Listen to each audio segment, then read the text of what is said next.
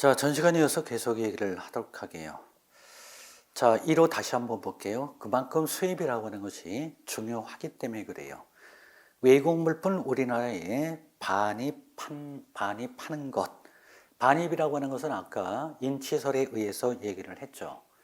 그러면 이것을 관세 평가하고 연결을 해서 얘기를 한다면 반입이라고 하는 것은 이제 여러분들이 관세 평가에서 일반법 적용을 할 때 우리나라에 수출 판매된 물품으로서 해서 이제 거래가격 성립 요건이라고 하는 것을 이제 살펴볼 수 있죠. 거기에서 17조에 보면 시행령 17조에 보면은 이제 관세 평가인데 그것은 이제 관세 평가서 얘기를 하는데 이 반입과 관련을 해서는 소유권 이전 사유로 갖고 올 뿐만 아니라 사용권 이전 사유로 가져오는 경우도 반입에 포함이 된다.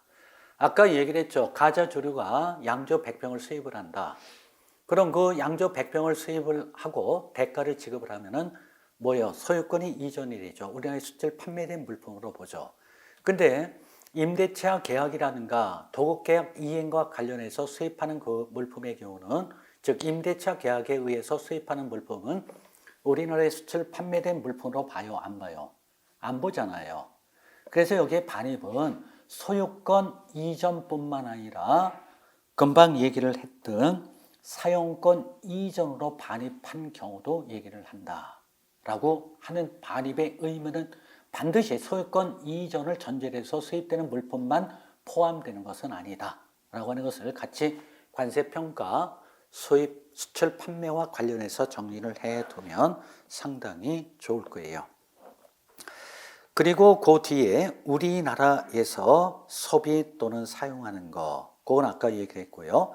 우리나라의 운송수단 안에서의 소비 또는 사용, 즉 외국 물품 우리나라 운송수단 안에서의 소비 또는 사용. 예를 들어서 선박에 선박용품으로 해서 양주 20병을 거기에 적재를 해서 항해 중에 뭐 선원들이 그것을 먹어 해치면 239조에 해당이 돼서 뭐를 해요? 관세를 징수하지 않잖아요.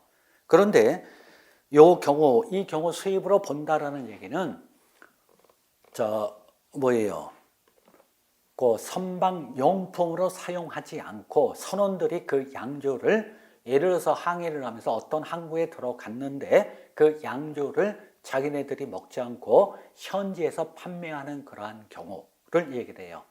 근데 우리나라에 반입하는 것이 거의 수입 물품 중에서 99%이고 이후에 있는 외국 물품 우리나라에서 소비 또는 사용하는 거, 그건 이제 밀수나 도난분실 물품 가끔 있는 거고, 세 번째 있는 외국 물품 우리나라 운송수단 안에서의 소비 또는 사용이라고 하는 것도 수입으로 보지만 그러한 경우를 포착해서 관세를 징수하는 것은 실무적으로 현실적으로는 어떻게 됐든 어렵다라고 하는 것을 말씀드리면서 어떻게 됐든 이 세 가지의 경우는 수입으로 본다. 수입으로 본다라는 얘기는 무지무지하게 오묘한 뜻이 있다. 무슨 의미요? 소정의 관세를 부과 징수를 한다라고 하는 아주 오묘한 뜻이 있다. 그 정도 정리를 해두고요.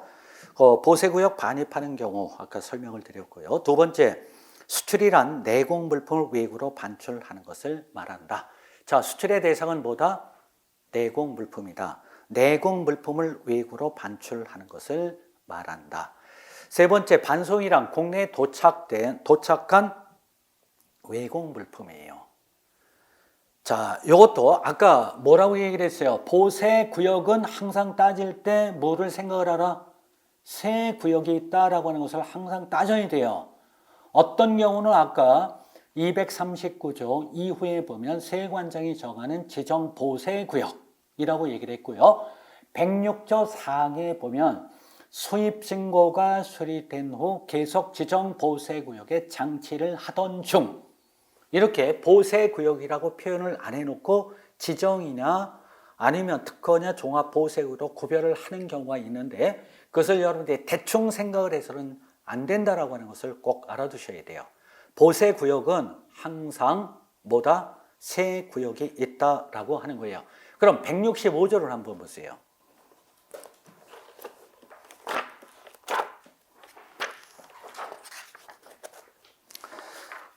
165조를 보면은요, 뭐를 규정을 하고 있냐면, 보세구역의, 164조예요. 보세구역의 자율관리예요. 보세구역의 자율관리.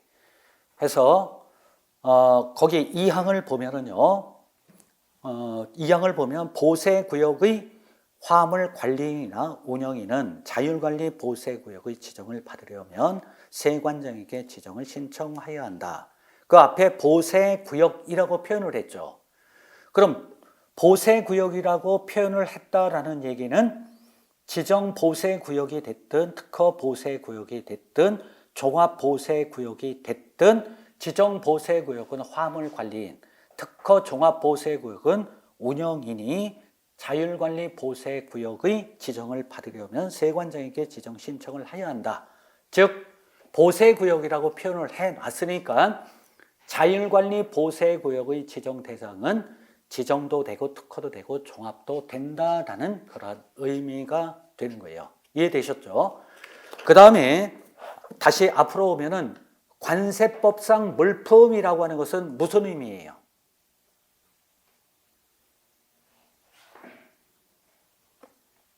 그럼 13호를 한번 먼저 보세요. 13호. 통관이란 이 법에 따른 절차를 이용하여 뭐라고 돼 있어요? 물품을 수출, 수입 또는 반송하는 것을 말한다. 물품이라고 돼 있어요. 그럼 관세법상의 물품이라는 얘기는 외공 물품, 내공 물품을 말하는 거예요. 물품이라는 자체는 바로 그거예요. 그럼 조금 더 그러한 개념을 더 확실히 하기 위해서 160조를 보세요.